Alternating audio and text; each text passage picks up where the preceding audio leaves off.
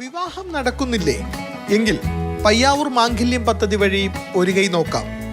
അവിവാഹിതരും വിവാഹമോചിതരുമായവർ വിവാഹത്തിന് ആഗ്രഹിക്കുന്നെങ്കിൽ പഞ്ചായത്ത് ഒരുക്കുന്ന പദ്ധതിയിൽ അപേക്ഷിക്കാം.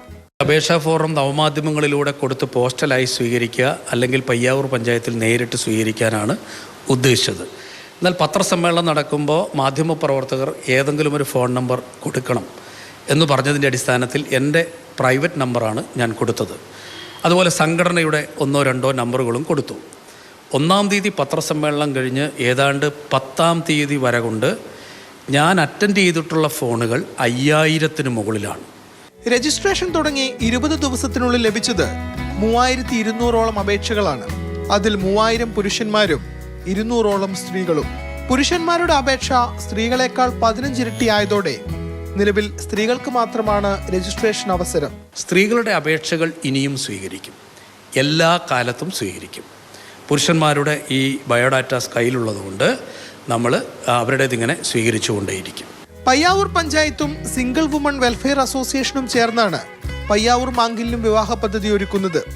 അപേക്ഷകൾ ക്രോഡീകരിച്ച് ഒക്ടോബറോടെ വിവാഹം നടത്താനാണ് പഞ്ചായത്തിന്റെ ആലോചന.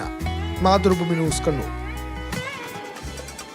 ഈ മാംഗല്യ പദ്ധതിയെക്കുറിച്ച് കൂടുതൽ പറയാൻ ഫെലിക്സ് പുളിക്കൽ നമുക്കൊപ്പം ചേർന്നുണ്ട്. ഫെലിക്സ്, 3000 പുരുഷന്മാരെ രജിസ്റ്റർ ചെയ്തപ്പോൾ 200 സ്ത്രീകൾ മാത്രമേ രജിസ്റ്റർ ചെയ്തു എന്നുള്ളത് ഈ വിവാഹം കഴിക്കാൻ ആഗ്രഹിക്കുന്ന പുരുഷന്മാർക്ക് കുറച്ച് ടെൻഷൻ ഉണ്ടാക്കുന്ന ഒരു കണക്ക് തന്നെയാണല്ലേ?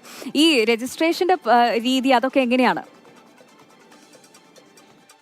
നമ്മുടെ നാട്ടില് വിവാഹിതരല്ലാത്തവരും ഒപ്പം വിവാഹമോചനം നേടിയവരും ധാരാളമുണ്ട് എന്ന് കണ്ടതിൻ്റെ അടിസ്ഥാനത്തിലാണ് പയ്യാവൂർ പഞ്ചായത്ത് ഇങ്ങനെ പയ്യാവൂർ മാംഗല്യ പദ്ധതി തുടങ്ങുന്നത്. അപ്പോൾ ഓഗസ്റ്റ് 1-ന് തുടങ്ങി സോഷ്യൽ മീഡിയ വഴിയാണ് ഇതിൻ്റെ അപേക്ഷാ ഫോം ഉള്ളത്. അപ്പോൾ അത് നമുക്ക് ഡൗൺലോഡ് ചെയ്ത് പ്രിൻ്റ് എടുത്ത ശേഷം അപേക്ഷ നൽകാവുന്നതാണ്. അപ്പോൾ പയ്യാവൂർ പഞ്ചായത്ത് പ്രസിഡന്റ് സാജു സേഫറിൻ്റെ ഫേസ്ബുക്ക് പേജ് നോക്കുകയാണെങ്കിൽ അതിൽ ഇട്ടിട്ടുണ്ട്. അപ്പോൾ അതാണെങ്കിൽ നമുക്ക് എടുത്തത് പൂരിപ്പിച്ച് നൽകാം. ഈ പ്രതികരണം, അതായത് ഓഗസ്റ്റ് 20 എത്തുമ്പോഴത്തേക്കും ഇതിൻ്റെ ഒരു പ്രതികരണം കണ്ടവർ തന്നെ ഞെട്ടുകയാണ്. കാരണം 3000-ഓളം പുരുഷന്മാരാണ് ഇതിൽ രജിസ്റ്റർ ചെയ്തിട്ടുള്ളത്.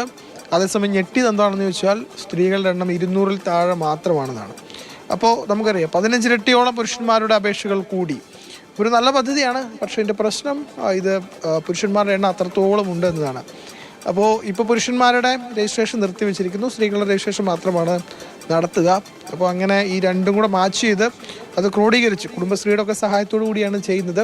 അങ്ങനെ ക്രോഡീകരിച്ച ശേഷം ഒക്ടോബർ മാസത്തോടെ വിവാഹം നടത്താനാണ് ഇപ്പോഴത്തെ ഒരു തീരുമാനം. ഒപ്പം ഈ കുടക് കേന്ദ്രീകരിച്ച്, പ്രത്യേകിച്ചും കുടകിലുള്ള സ്ഥലങ്ങൾ, പ്രത്യേകിച്ച് മലയാളികൾ അവിടെ ധാരാളമുണ്ട്.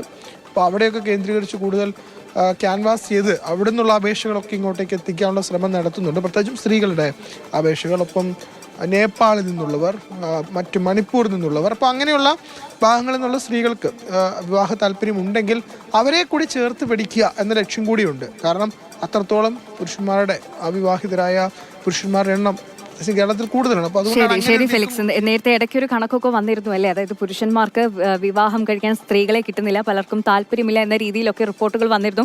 ഇപ്പോൾ ഈ ഒരു ആശങ്ക കുറച്ചുകൂടി കൂട്ടുന്ന രീതിയിലാണ് ഇപ്പോൾ ഈ ഒരു പയ്യാവൂർ മാംഗല്യ പദ്ധതിയെക്കുറിച്ച് പറയുമ്പോൾ അവരുടെ ടെൻഷൻ കുറച്ചുകൂടി വർദ്ധിക്കുന്നുണ്ടല്ലേ? എന്തായാലും ഈ ഒരു രജിസ്ട്രേഷനിലേക്ക് ഇനി പുരുഷന്മാർക്ക് പറ്റത്തില്ല. 3000 ബയോഡേറ്റകൾ അവിടെയുണ്ട്. അതുകൊണ്ട് 200 സ്ത്രീകൾ മാത്രമുള്ള സ്ഥിതിക്ക് ഇനി രജിസ്ട്രേഷൻ ചെയ്യാൻ സാധിക്കുന്നത് സ്ത്രീകൾക്ക് മാത്രമാണ്. ശരി.